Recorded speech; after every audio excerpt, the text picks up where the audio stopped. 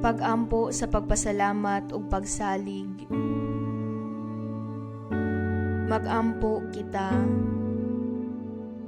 Langitnong Amahan, salamat sa imong walay puas nga pag-atiman kanamo. Salamat sa imong paggiya sa mataglakang ug sa paghatag sa tanan namong gikinahanglan. Bisan kung dili kami sigurado sa mahitabo ugma, kalmado kami kay nahibalo kami nga perpekto ang imong plano para sa amua. Tabangi kami nga makita ang imong kamot sa tanang sitwasyon.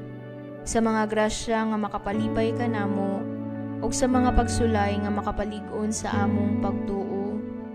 Hinaot nga dili gayud kami mohunong sa pagsalig sa imong gugma ug kaalam. Amen.